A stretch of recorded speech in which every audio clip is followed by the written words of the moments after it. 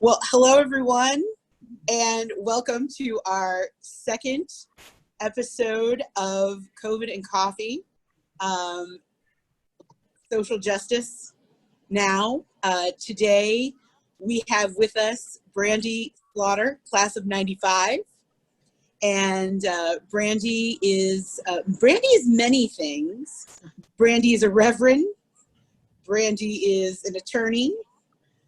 Brandi is a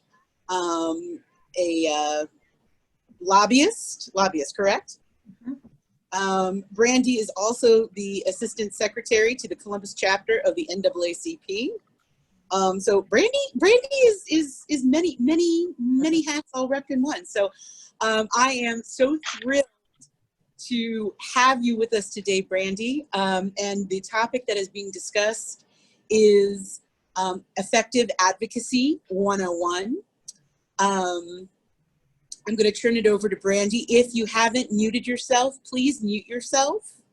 Thank you so much. And so take it away, Brandi. Thank you. Thank you so much, Eris. And I have to just pour accolades on you because as you were talking earlier about opportunities for alumni to get together across generation, this is excellent that you have persevered and moved this work forward, even beyond just the COVID and coffee, just your subject matter at the moment. I think it's a timely subject matter. And of course, initially I was going to speak to police brutality, but I figured if there's an opportunity to come back, I can speak to that subject. And today we should just kind of get a baseline of what does effective advocacy look like and approaches. The first couple slides here are just kind of some photos of me, who I am. And it's not because I'm some person who's stuck on my ego. It really is because all of us bring who we are personally to advocacy.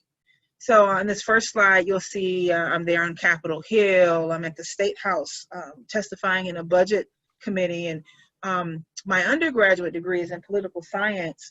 And the first person I worked for I'll do my little, there we go, Senator Ray Miller, who served in the state legislature for 25 plus years, either as an intern, as a House representative, as a senator, all of these things before there were term limits. So he literally lived his whole life there in the State House. And so this was actually my first day working for him some time ago. And he's taught me quite a bit in this work and gave me an opportunity to kind of tap into the political science work.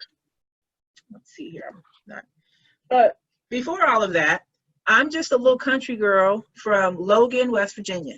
Cynthia, have you ever seen that picture? I mean, I literally have a cowboy hat and I had some red boots that I wore like all the time. You could not get me out of these boots. And I literally lived in a place called Hatfield Bottom. Yes, that's right. Hatfield, McCoy, Hatfield Bottom. And there was like a family cemetery at the end of our coal mining camp because that's what my folks did there in West Virginia. And I grew there until we moved to Columbus when I was probably about 11. And I'm so sorry. That's, of course, my dog is gonna freak out like right now. So we moved from Logan to Columbus. You'll see my sisters there. Peaches, that's enough. You'll see my sisters there. My mom was a single mom, a teenage mom, and we moved to the Near East Side in the middle of the crack epidemic. So there's a younger Brandi. Of course, all of my buddies here, though. Again, it's part of being in CSG, in the community of CSG, and so these are like my tribe here. This is the class of '95, the gold team, the best team. And again, coming from a community where crack is prevalent, to catch a bus to CSG, which was a completely different opportunity and experience. And I'll talk a little bit more about that. I went to Morgan State University, which is a historically Black college. That's a statue of Frederick Douglass. We just celebrated the 4th of July, and what is 4th of July to the slave is one of his most prominent speeches. I was also Army ROTC and learned a lot about leadership at Morgan. And then she said I was a preacher. That's my son in the blue. He's my everything. That's him graduating from Bexley a few years ago. And that's my dog Peaches, who you hear, terrorizing in the background, but my sweetheart. But one of the other things that I've done, I was Miss Plus Ohio some time ago. And again, my life represents a great degree of service to others. And I've just found lots of different ways to do that. Again, modeling, my motto, live big. You should really live big if you're going to do anything.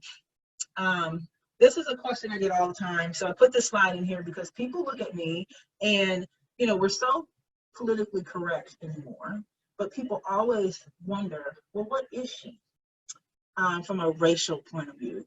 If I could speak a little Spanish, people assume I am Latino. I've been away on vacation and people assume like I'm their first cousin, and I'm like, I don't know anything you're talking about. But this is my breakdown, which is really interesting because in our society, when you think about the implication of slavery, sometimes we think it's further removed. And, I've always grown up just thinking I'm an African-American female, but when in actuality, I really am really biracial. I'm like almost half and half. And before I took the ancestry DNA, I didn't recognize that because my parents are Black, but our lineage comes from a broad base. And so I tease Cynthia all the time. I said, I think, Cynthia, you might be more Black than I am. It was a really interesting thing. But again, all of this I'm sharing with you is your background shapes what you advocate for, how you advocate, what your passions are. This is just another quote that, for me, speaks to me. People forget what you said, or forget what you did, but they never forget how you make them feel. The last thing I want to share is a couple years ago, I went to Africa, I went to Kenya, and I went there to do some ministry work. But for me, it really made me, I was there at a time where politically we're so polarized in our country. And I was there at a time where I'm thinking, well, does any of this advocacy really matter? I've spent over a decade advocating for people, for health and human services, for children specifically. And so I said, why does this matter? And it was just the moment that I needed. Here you see that I was ministering in a prison. And I always like to point out this right here. So if advocacy matters in our country, this is evidence of it. These are women who are in the prison, there for minor offenses, alcoholism, stealing. And in Africa, there's no child welfare system. Your child, that young lady right there, went to jail with her mama.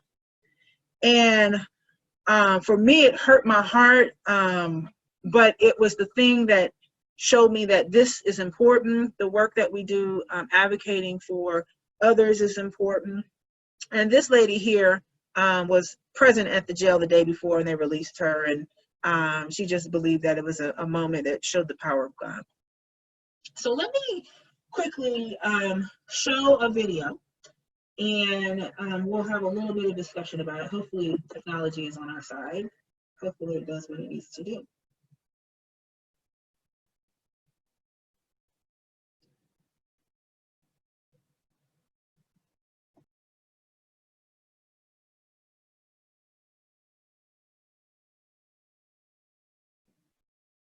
Well,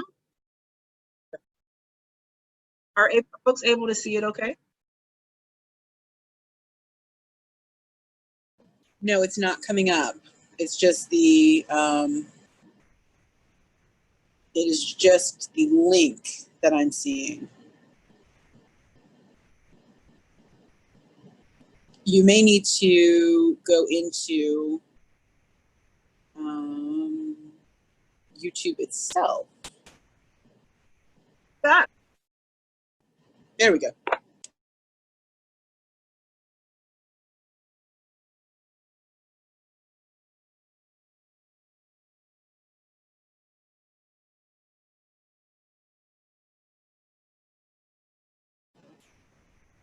we don't have volume on this side, Brandi. Okay. So we're just gonna stop. I'm just gonna stop. Sorry. I think I'm gonna stop. Have I stopped? Yes. Okay. So I'm sorry that it didn't work out for us. You know, technology is that way. I am trying to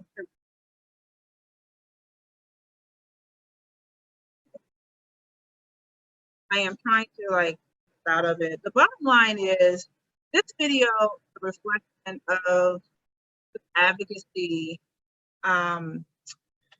that resulted of some young folks that were either currently in the foster care system or transitioned out of the foster care system.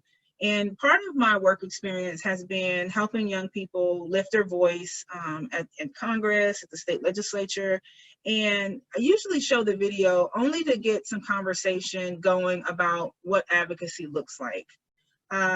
We know advocacy is speaking up, it's speaking out, is using your voice, but there are so many different examples of things that you can use to raise that voice. And I'm so aggravated because now I feel like my technology is failing me. I want to fix it back to the slides. And I feel like I am missing something. Okay, screen share, boom. Back to the slides. Well, at some point, I'm going to talk, and maybe Eris can help me kind of pull the slides back up because you have them, because we are recording, and I want to kind of get through our content because there's quite a bit to get through. So the bottom line is that there are lots of opportunities, options to advocate.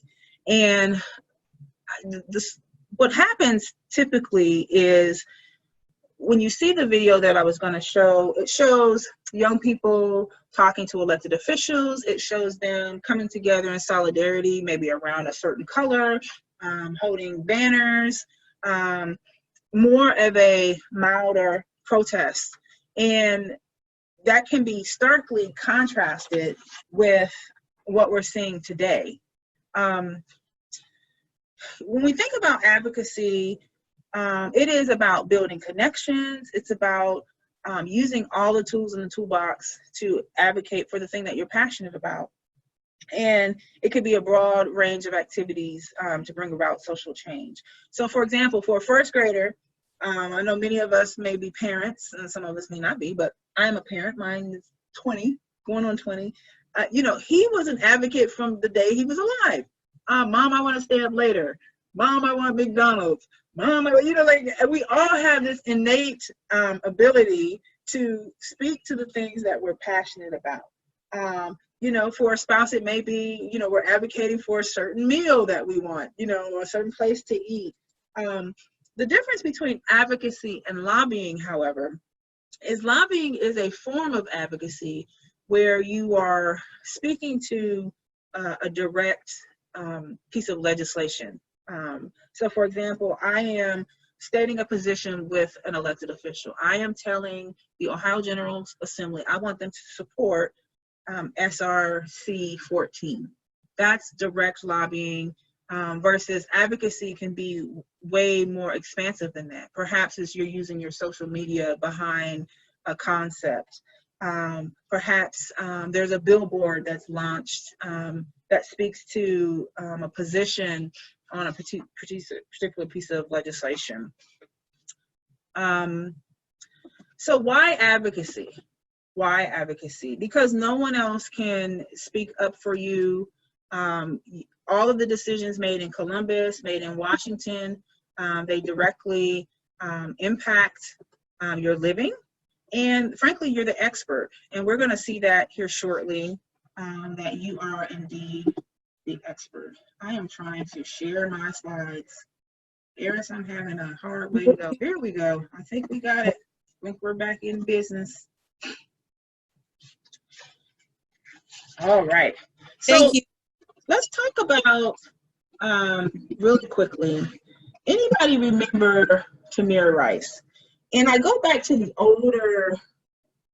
older stories because we're still in the middle of the largest civil rights demonstration our country has ever seen.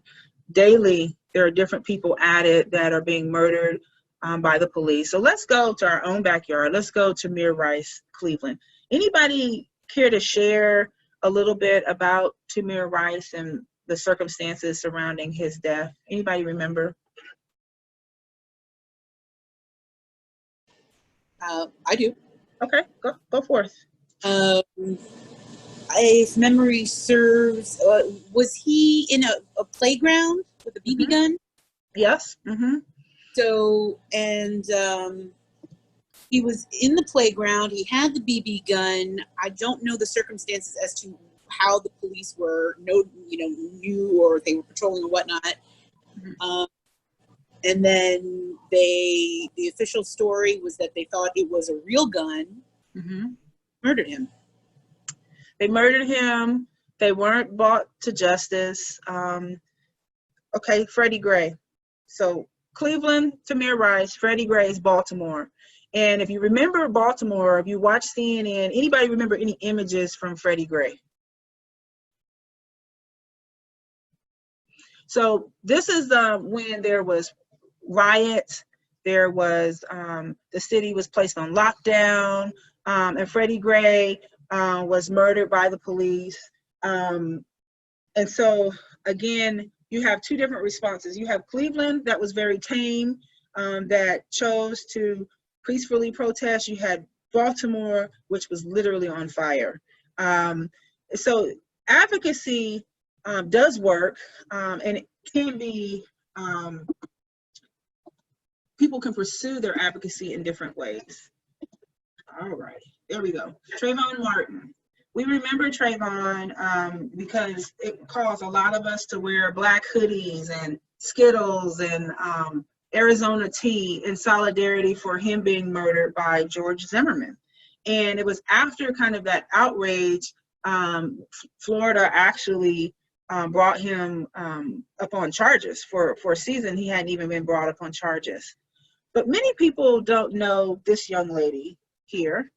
Again, it's another instance of advocacy. This young lady, her name is Karen Klein, and Karen Klein was a bus aide, and she's about 68 years old, and children on the bus began to taunt her, and they showed this video. They recorded them taunting her. They called her fat, they called her all kinds of expletives, and this video went all across the world. And they were making fun of her, and here she is crying. And so, because as a result of the incident and it just traveling electronically, folks began to send money so that she could get a vacation, and a separate type of advocacy. It was an advocacy against bullying. And so she developed this huge foundation as a result of her instance. So advocacy does work. We know that without question. But where does it happen? Like, how do we even get to a point where we say, okay, yes, I want to do something, and where do I start? It takes place within the context of relationships with elected officials, with staff, with media, with the community, general public. All of these relationships are important, but for the sake of what we're talking about today, I'm going to talk about elected officials. We know that they're important. They make decisions about funding. They provide credibility about your issues, just are able to hear varying opinions and ideas. And it's essential that they hear from you. So let's do a Schoolhouse Rock really quick civics review. The legislature, their job is to enact legislation, and they can override vetoes by 3/5 House, and then they can impeach the governor and other executive officers. The governor may veto legislation, but he's an administrator. It's his job to run state agencies, manage a budget. He does not enact legislation with the exception of executive orders. The judicial branch, they declare legislation unconstitutional. So they also do not move legislation forward. They look at legislation that's been passed by the legislature and determines whether it's appropriate. Let's talk about the General Assembly real quick. 33 senators in the House, in the Senate, 99 in the House, and they come from all types of professional, educational, religious backgrounds. One of the things that I try to share with folks that are beginning advocacy is people think when folks are elected, all of a sudden they are like wise and smart and know every issue. They really don't. They really need you to call them because sometimes they're the most clueless people. And I say that with a decade of experience in working with them. We, as just people who are concerned about our community, have to engage with them, whether it's engaging with them at church, in your community, whether it's going to have an official meeting in the legislature. It's just important to know that they come with limitations. In our Constitution, we have a General Assembly that meets for 2 years. It's a biennium. And there are term limits that have been enacted, so 8 consecutive years. And these people are part-time employed, supposedly, and they're lawyers, they're insurance agents, they're township trustees, they're doctors, they're dentists. They just come from a wealth of background. And in the General Assembly, there are over 1,000 bills introduced every session, so in the 2-year session, but only 10 to 15% actually become law. So I wonder, I'm just going to pause. Why do you think that is? Thousands of bills introduced, only 10 to 15%. Anybody? You guys are a quiet bunch. I need like a ruler. I need like, where is Miss Leonard? Miss Leonard would get you guys together. They can't come to consensus. They can't come to consensus.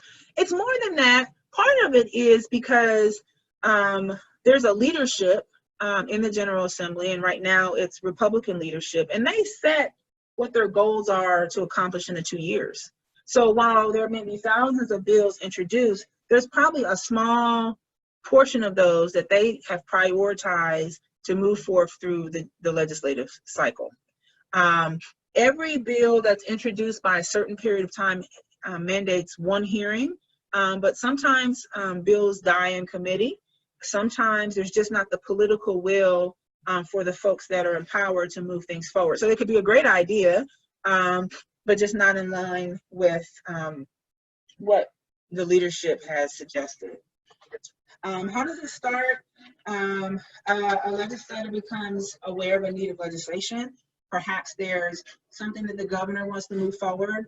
There's federal mandates that we have to respond to. There is some type of lobbying interest. And sometimes legislators bring their own interest to an issue. I think earlier I showed that I worked for Senator Ray Miller, and he, in his tenure as a legislator, is responsible for legislation that created the ODADIS. It's now called something else, but it was the Addiction and Drug Agency, to focus on that work. And that was all because of his personal experience with his father having an addiction problem. So it was his passion that he brought when he was elected to do something about it. Sometimes they come from the top down. You know, again, the governor says, hey, I need this change in law. I need Congress, I need the General Assembly to move that forward. Sometimes, again, as a legislator has their own kind of idea that they want to move forward. When they were elected, they promised that they were going to do these things, and this is what comes out. Sometimes it comes from the ground up. For example, Mothers Against Drunk Driving. If you have an issue that you think that the legislature should be interested in, this young man here, his name is Adrian McLemore. He is a former foster youth. And again, that's Senator Sherrod Brown. And they're there in Congress sharing with them, you know, we need funding for certain services for kids that are aging out of foster care. You know, they need to know how to balance their checkbook, do laundry. So he was there advocating for dollars to do that. Here, again, another group of foster youth, they were advocating for their siblings not to be broken up. So they're protesting on the State House lawn, a different type of advocacy, but protesting on the lawn that if I am put into care, I want my siblings, we don't want to go to different houses. What can we do from a policy point of view to make sure that we're kept together? Again, it comes across a broad group of stakeholders, and it could also be in response to a crisis or event. For example, you know, we didn't talk a great deal about police brutality today, but certainly because of all of the unrest, there are lots of policies that are being considered in response to the crisis that we have in front of us.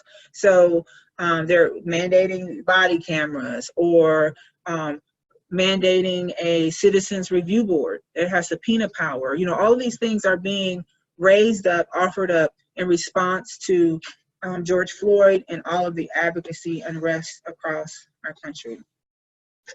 Okay, I want to pause for just a second, just because I've talked a great deal, just to check in and see if there's any questions, and keep moving. Any questions? All right. So let's move a little bit quicker, because this is kind of dry, but you need this context, because I am going to make you guys work here at the end, you know, because you all have the skills. You all have them. Politicians are just, my grandma used to say, put their pants on one leg at a time, just like us. And so you have it in you, and we're going to prove that you have it in you. But knowing some of these things in terms of context makes it easier in determining strategy for elected officials. I don't know, I think are there questions in the chat? I feel like there are. Yes, there are questions in the chat. Sin asks, are there any areas you would recommend to review for social justice? So, Sin, thank you so much for your question. As you know, my work has always been for the least of these, for families that are in poverty, who don't have resources. There are so many social justice issues. It's hard to prop up what should be most important. Environmental issues are things that folks are concerned about. Again, police brutality is high on folks' agenda. But also just the recognition that racism is an issue in our country is something that folks are propping up. So there are so many social justice issues. I focus on right now, a big focus that all of us can, that's nonpartisan, that doesn't lean one way or the other, is around civic engagement, making sure that people are filling out their census, making sure people are registered to vote. We don't care how you vote, just go vote. Because all of this protesting and unrest means nothing if you're not participating in the political process. So politicians, was there another question? I think Audra might have had one. I think that was in response to the question that you had gave to the group a little while ago. Oh, okay. Yes, thank you so much, Audra. Yes, people can have disagreement about legislation, but it's more, what you see is more the political will to move things forward. And I'll explain a little bit more as we kind of get through this. Things that we have to always know. Legislators are politicians. There is like a button in the back of their head that they're always thinking about, counting their votes, counting their funding, fundraising ability. I don't know, it's just something about once you are serving the public in this way, that's always a lens for which legislators are looking at how they throw their support behind an issue. They have limitations, again, limitations in what they know, limitations in their ability to influence policy within their caucus. They have limitations just in terms of term limits, how long you actually have to move something forward. And in any General Assembly, there's this competition among issues, and there's this, what we call a cycle of attention. So like for right now, you will hear a lot of bills being raised that are around race and equity, because that's the attention that our entire country is paying attention to. You'll also see legislation that's around elections and how we will manage COVID in November, and what money is going to go to COVID. So the cycle of attention is, particularly at Congress, right now, the House has passed the HEROES Act that's more funding for COVID support. It's in the Senate. Those are the things that are at the top of folks' mind because COVID is such a significant impact to our community. Again, you have to remind elected officials, and I hate that you have to do this, but sometimes you do because they're politicians and they're counting votes.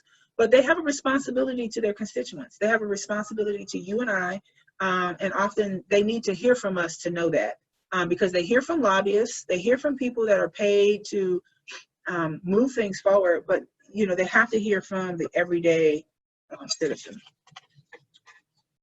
I'm sorry, I have a little bit of a cold, and I'm trying my best to get through this.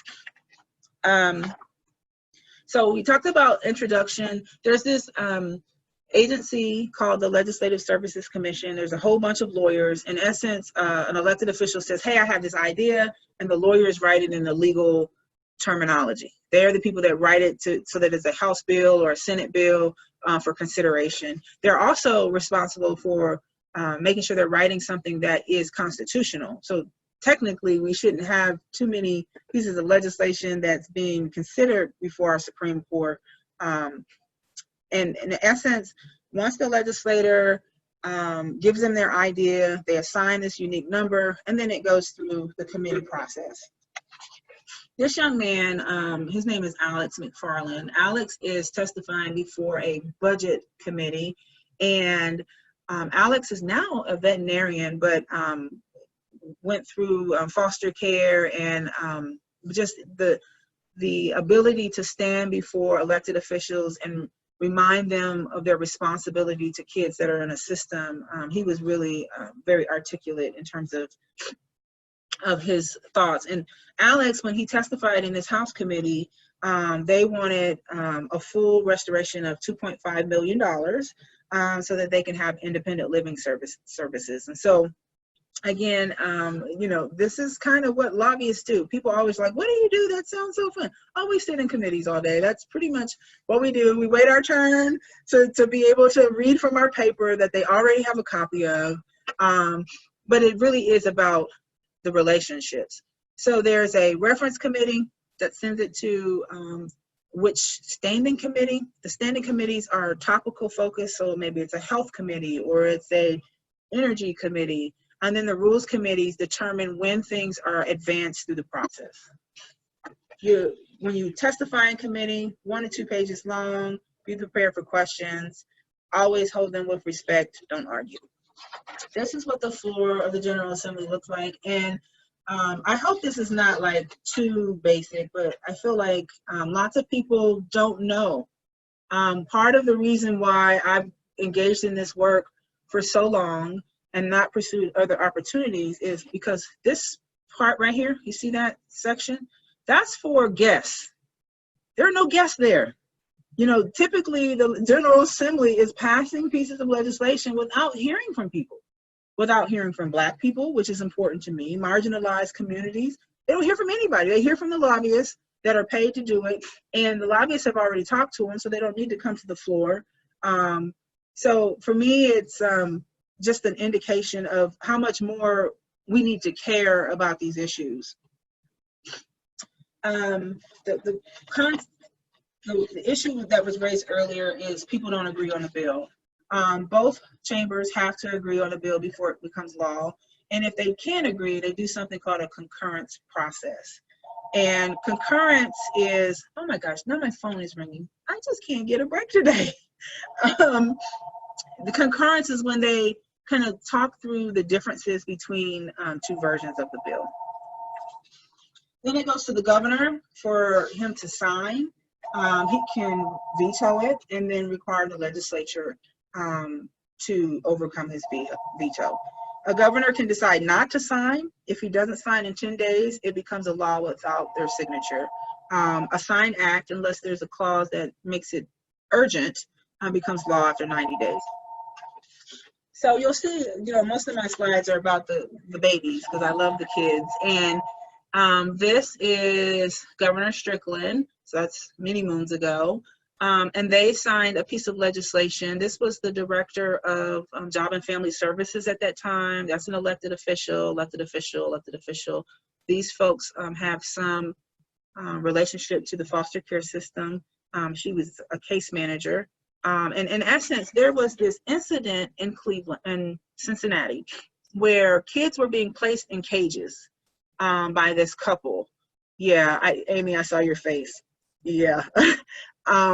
So this, the young people, people that have been a part of the system who were outraged by that, pulled together a campaign to walk through with elected officials about greater background checks for people who are going to offer foster care, greater ability for the county agency to come in and make sure that they're okay when they've been placed in a position. And so this is what it looks like at the end. Everyone's happy. We've got this piece of legislation. The governor just signed it. Happy days. So we're getting to the end because we're getting to the end. So throughout that process that I just shared, there are lots of opportunities that you can advocate. You can ask a legislator to sponsor a bill. You can ask for its ability to be heard, because again, only 10 to 15% actually move through the process. So part of it is reaching out to the chairman and say, hey, we need to offer here on this bill and move it forward. You can offer support to the bill's sponsor. Perhaps a legislator has introduced a piece of legislation and it's not going anywhere. So maybe you need to offer some media pressure, some external pressure to get people to pay attention to this piece of legislation. You can testify, you can solicit votes on the bill. My response is always to be bipartisan, because elected officials, they change frequently, and you want to have a relationship, a credibility, regardless to who's in elected office and whatever political persuasion that they come from. I'm gonna get through all of this. I think one of the most important things is having some relationship. You need to know who your legislators are. Go to candidate forums, go to town hall meetings, congratulate them when they're elected, and offer yourself as a resource, because all of us have something that we know like the back of our hand that could be a tremendous resource to an elected official that may not have that background. The other thing is sharing your story. And let me flip to making the pitch. Anytime that I have talked to an elected official or anybody to get them to be persuaded to my position, this is how I do it. Capture their hearts, convince their minds, propose a solution. So when you capture their hearts, that is the story. That's the warm and fuzzy. Some people respond to stories. I heard this comment once that facts tell, stories sell. Many of us want to hear the story, but we also want the data. And so when we talk about convincing their minds, you'll find some elected officials that are moved more by data. You'll find some that are moved more by story. Ultimately, if you're going to spend any time in front of an elected official, though, you want to propose a solution for the problem. You don't want to have them figure it out, because you have the expertise. So you tell them what they should do to make the issue better. Okay, so let's, what happened? Okay, I'm going to go to the last slide, because we need a little bit of time to kind of talk through what I'm going to have us do. I gave us a lot of background information, and what I want us to do today is we do have a lobbying agenda today. And our goal is to make Honey Nut Cheerios the official state cereal. This is our goal. Okay, we're going to break out into groups, and I want you to imagine, once I kind of share a little bit about these senators, that you're going to meet with them and you're going to make a compelling case for why Honey Nut Cheerios should be the state cereal. Now, I'm going to put on my very well-versed acting, and I'm going to be all of these senators or representatives, and your group is going to have a virtual meeting with me. You're going to make a pitch. You're going to be creative. So again, our goal is to make Honey Nut Cheerios the official state cereal. Group number one, they're going to meet with Senator Applebaum, and she is a health fitness guru. She believes in healthy living, eating, exercises, and she sponsored bills to combat childhood obesity. So in essence, I've kind of done some of your work, because if you were going to meet with an elected official, you want to do some background on who they are personally, what type of bills they've introduced. But I've given it to you. She's a health fitness guru. And then Representative Baton, he actually has the Honey Nut Cheerios plant located in his district. And his district is economically depressed, and his biggest agenda item is ensuring that his district can rebound in these perilous times. So that's Representative Baton. Now, Representative Mooney, he's a run-of-the-mill type guy. He's up for re-election against someone who's much more younger, more handsome, but it's important to know that he has received awards from the Ohio Organization of Junk Food Providers because honestly, he loves Twinkies, and he supports their inclusion in school vending machines, and they have given him many political contributions. What I want you to do, and ask questions before we break out into groups, you're just going to make a compelling pitch. You're going to capture the heart, convince the mind, close the deal, or provide a solution. I don't know, any questions or comments about the assignment before we move to putting folks in breakout rooms? You can do this. Amy, you got this. Eris, could you assign breakout rooms? Yes. Breakout room 1 is Senator Applebaum. Breakout room 2 is Representative Baton. And breakout 3 is Representative Mooney. And you have to convince these elected officials that you want Honey Nut Cheerios to be the official state cereal. Okay, I'm sending everybody to your rooms, folks. You have 5 minutes. I know that your best work will be done. And here we go. Thank you.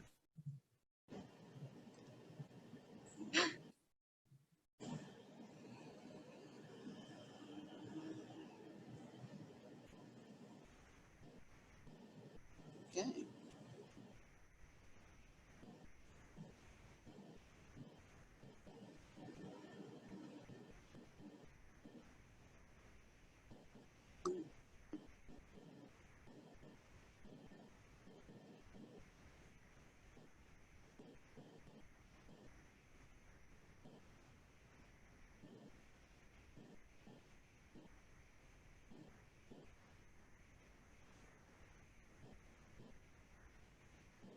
Oh, I'm in the wrong breakout room. Hold on. Hey, room.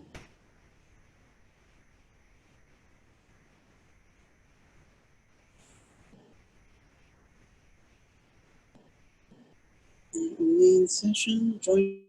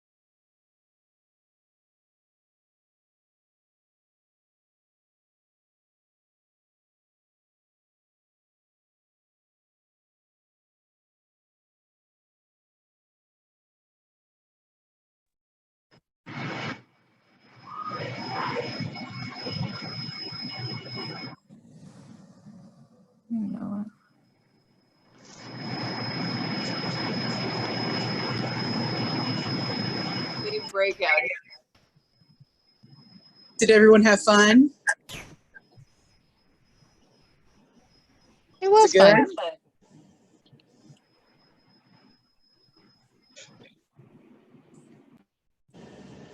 All right, do we have everybody back, Eris? Yes, we do indeed have everybody back, and I am very excited to hear the pitches. All right. Sounds good. So again, I'm Senator Applebaum, and so whoever Group 1 is should tell me a little bit about, make your pitch. Come to my office and visit me. Who's Group 1? Right, Senator Applebaum, it's such a delight to get an opportunity to speak with you this afternoon. And I'm glad that you cleared your entire calendar to have a quick chit chat with us today, specifically about making Honey Nut Cheerios the state cereal. And I mean, just picture it, right? We're talking about a cereal that brings together adults and children. I mean, just think through it. You know, you've got the endorsement from the Ohio Heart Association.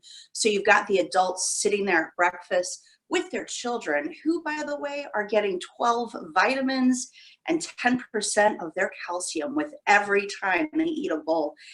And you see them sharing this moment. And my goodness, I mean, we are from the great state of Ohio, where corn and grains and fiber truly do help round out that critical dietary health need for both adults and children across the state. And you know, we're just really excited to have this conversation, get your perspective on it. You know, it's really a jumping off point for us as a state to start looking at health initiatives. And if we can start with breakfast, which is consequently the most important meal of the day, you know, it just opens up and broadens the aperture for a host and variety of different things. And so we want to start with this, and we know that you have a vision of health for the great state of Ohio. We want to start with this and then see what we can do to help support you to take this more broadly. And obviously on our end, you know, we're more than willing to help you draft the legislation or the proposal. We're happy to provide additional access to elements that you may not already be familiar with, like our contacts at the Ohio Heart Association, or potentially other groups dealing with school meals and particularly breakfast. We'd like to make all of those resources available to you. What do you say? You know, Cynthia, thank you so much for visiting with me today. This is an easy thing to support, you know, because in my background, you know, I've supported bills that are related to childhood obesity. And I think the challenge, though, Cynthia, is, you know, I'm a Democrat, and the Republicans are, you know, are the people that are going to move this forward. If you could get Representative Mooney on board to move this forward, I think we stand a real chance. But I appreciate you stopping by today and just offering to be a resource. I am completely supportive of the legislation. I'm just concerned for, you know, how we can move this with our colleagues across the General Assembly. Would you be willing to go in a bipartisan draft if we can get Herr Mooney on board? I would absolutely, without question. I think you would have no problem moving it through the General Assembly if you could get him on board. So thank you so much for your time today, coming by. I really appreciate it. And I look forward to working with you guys in the future. All right, clap it up for Group 1. Absolutely. So one thing, it's hard to do this kind of virtually, but one thing I share with folks that engage in this work is what is the thing that connects you to the elected official right away? Maybe it's a picture, maybe it's a sports team. You know, when you walk in the office, you're like, oh my gosh, what about those Blue Jackets? You know, like it brings it more conversational, draws you in right away. And so that's something that I didn't mention, but that's helpful to do when you're walking in their office. Oftentimes they're busy, and you got to find something that will have them continue to think about your conversation, you know, stand out from the 1,000 other meetings they've had in that day. Okay, so group number 2, I think that was Representative Baton. Baton, yes, thank you so much. So who's group number 2? I'm Representative Baton. Hi. Hi. It is such a pleasure to meet you. How are you? My name is Michonne. Awesome. Nice to meet you, Michonne. What brings you by today?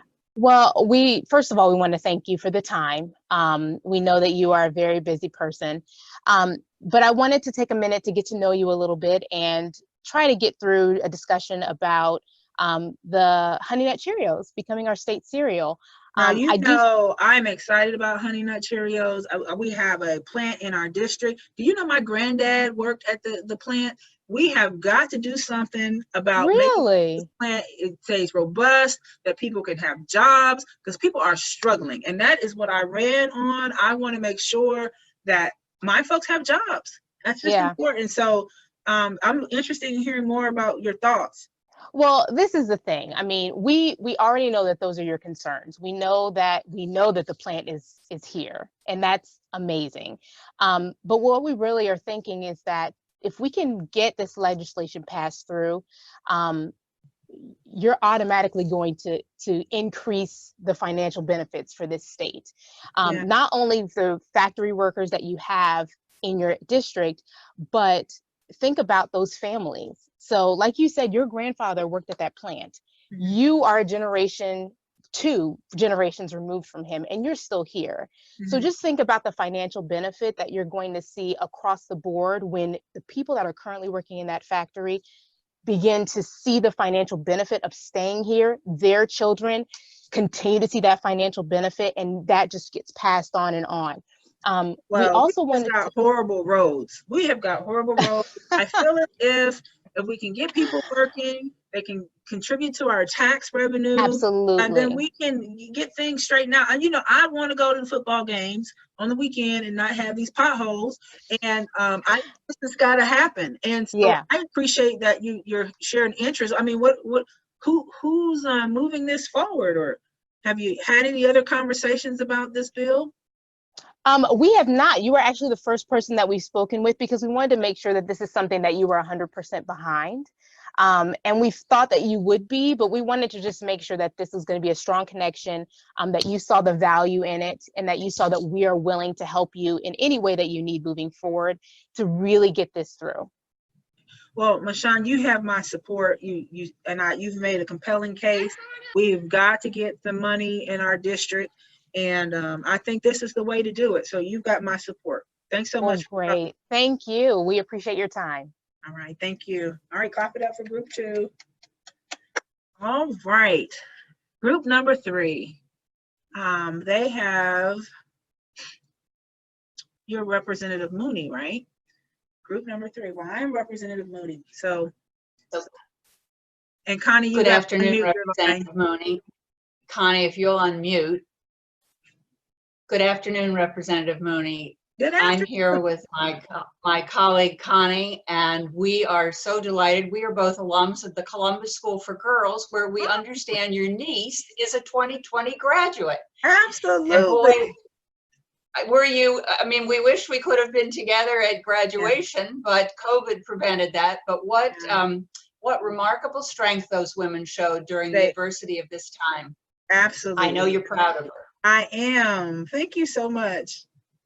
Say, Representative Mooney, the reason Connie and I are here is that we know you have been a huge supporter of those foods that really bring a sugar high in a fast, intensive bolus, so that you can just keep moving at the pace you move. And I'm sure you're aware that Miss Ann, I love Twinkies. Twinkies are the best thing. Have you seen that they have chocolate Twinkies? They have peanut butter Twinkies. These are excellent. I love Twinkies. They are just, I feel like it should be an official food group, Twinkie. And they should have a strawberry Twinkie if they don't have one already. Okay, well, I can't bring you strawberry Twinkie, but what I want to make sure you know, and then Connie will make sense of how this could help you. Hey, Nick, in 2011. Nick, bring me that piece of paper, because I just got a notice that committee. Okay, I'm sorry, Miss Ann, I'm back. I'm sorry. They've got a vote. Honey Nut, you ready? Honey Nut Cheerios are the best-selling cereal in the United States. You've got a heck of an election, Connie. help Representative Mooney know how Honey Nut Cheerios are going to help her deliver her I constituents. think they're nasty though. Honey Nut Cheerios are the grossest cereal that has So you're ever not been in made. favor of this, I don't like that Representative? cereal. That cereal is so nasty. It tastes like cardboard. Like, why would Well, anybody I was thinking that perhaps we could have a fundraiser for people in your district. And I was wondering if indeed, we might send out an invitation, but we would have to have the Honey Nut Cheerios as a given to each person that would be attending the event. And I wondered if this might appeal to you. You know, Miss Connie, I heard that this fella that's running against me, he wants healthy options at the colleges. And I'm just really struggling with how I can compete with this whole notion of, vegetables and, all that stuff that just doesn't appeal to me. You've done so many great things for your district. And I think that this would be an easy way if we could indeed have this fundraiser for you with the samples available to and I'm sure that my colleague Ann would be happy to have it at her house. Well, I am interested in hearing more about this fundraising opportunity. Do you think that the folks from the Junk Food Association would be supportive? I mean, I don't want to look like I'm waffling. I think this is right in their wheelhouse, Representative. And you know why I say that is that, this product's been around since 1979. And unlike those original Cheerios, this is sweeter than the original because of that honey and the almond flavor. So I think this is right in their wheelhouse, and we hope yours. And honestly, with this contested election, I think a Honey Nut Cheerio is going to beat out kale in a cafeteria line any day. I hope we can count on your support. Well, you guys have made a compelling case. Usually, as a representative, I shut the person down, but Ann and Connie, yes, you're my support. For the win, for sure. Well, I thank you all. We are a little bit past our time. I am open to any questions folks might have. Hopefully this was painless. Any questions or comments? Are there any places that folks should be checking specifically to see what is in line to be discussed either in Ohio or in other states? Is there kind of like a central resource that folks should be checking out to see as issues are popping up that they would like to advocate for or are interested in? Yeah. So, Sin, thanks for your question. I think the first place is many of us have gotten away from just reading the newspaper, just the daily newspaper, because you're seeing the issues that are rising, that are prominent. Elected officials read newspapers to get ideas. So that would be just the first place. Just stay current on the news. And because you're seeing what society has as prominent issues. Because typically the legislature will follow what the prominent issues are of society. Because again, they're thinking about voting, they're thinking about people contributing to their campaigns. Either way, yes, Jen, the program is recorded. I hate that you missed showing us your skills for lobbying, but that's neither here nor there. So that's one place. Those of us that are kind of political insiders, there are trade articles. Like here in Ohio, we have Gongwer, we have Hannah News. These are news reporting that typically go out via email that tells us exactly what pieces of legislation have been introduced, what they happen throughout the day in the General Assembly. So that's another way to kind of look at this, Cynthia. I think it's interesting. This is when you're not someone that's watching this every day, all day, it's really hard to know what's moving forward, what's the hot topic. The best way to do that is by keeping current on general news, current events. Yes, Amy. I also might add, I've in recent weeks started following on social media all my electeds So kind of following what they're following and the issues that they're either putting forward or excited about or rolling their eyes about is a way to, you know, remember how to get them where they are.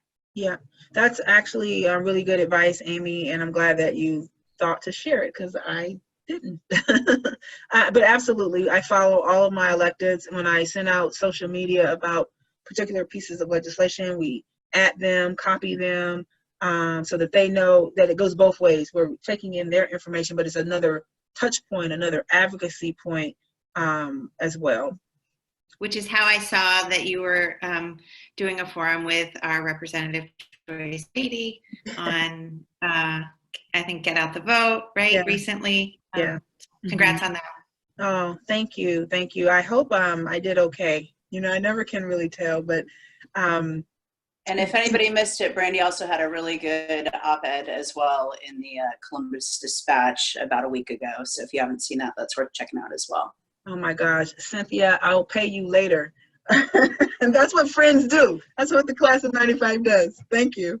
What we can do actually is, because we do have follow-ups for everyone, we will be happy to include that link in your follow-up email.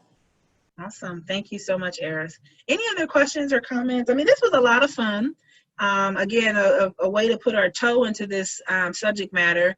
I'm hopeful, Eris, that you'll have me back. I really have a burning desire to talk about police brutality and policy in a way that's, you know, thoughtful. But I just thought that maybe with this being our first social justice, that might be too far, might push people the wrong way. But hopefully you'll invite me back and we can talk about those issues, because that's something that's heavy on my heart at the moment.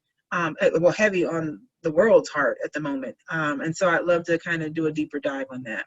Well, let me tell you, you have an open invitation whenever, however, whatever. You just tell me when, we'll make it happen. I'm excited. Very excited. Thank you. All right. Well, for the basics, I think some of that, even I know I've just held a policy briefing and just remembering how which rules committee and all those little nuts and bolts, I don't think I ever quite knew. So, and the picture of the General Assembly in that open box is a reminder for all of us too. So, yeah, awesome. Hey, I before we get off, could I share CSG? something? Yeah. Like I said, I'm so sorry. I just had too much going on and got the time difference wrong, so I hate showing up so late.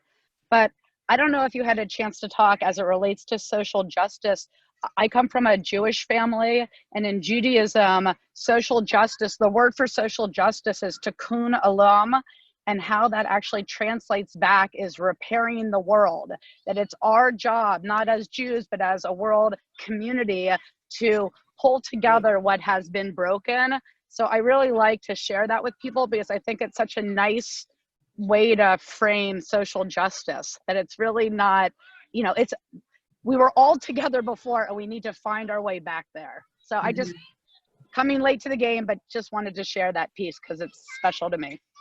No, I appreciate that, Jen. I think it's it was a good comment and a good way to frame and a good way to kind of conclude our work. I currently do work for the Ohio Council of Churches. And so although I'm a registered lobbyist, I am a social justice minister. And, you know, that's exactly what I engage we have 17 different nominations across 23 different adjudicatories. And then we also have some efforts around being multi-faith. So relationships with folks that are Jewish and Islamic, etc., to kind of move some of this work forward. So I just appreciate that frame. I am always very thoughtful not to wear like my preachy hat all the time. So you did it for me. Thank you, Dan. I would like to take this opportunity to say that in my introduction at the beginning, Brandi, I apologize that I did not also add that you are the policy director for the Ohio Council of Churches. It's a lot of hats, and I didn't have notes. It's okay. I am just one of the least of the brethren. I'm just a servant. None of the titles mean much of anything. And And that's the honest to God's truth. What matters is what we do for others, what we leave in the world, what good we leave in the world. So none of that, the titles are just the way in which, I advance some of these things, but I am not caught up in titles. I teach at John Carroll, I teach a graduate class there on advocacy, and they just call me Brandi. It's no professors, none of that, because it's not important. What's important is them understanding these concepts, being able to advance, work for their clients and the people that they support. So I'm no offense, Eris, at all, none taken. I appreciate that. Okay, Thank well, you. I think everyone has got to go. We're late, and thank you so much for your time, and I appreciate each and every one of you and your energy that you brought to the training today. You're in it. Thank you so much. Thank Right. everyone Thank for you. joining. Bye. Thank you so much. Have a Well, great day. Thank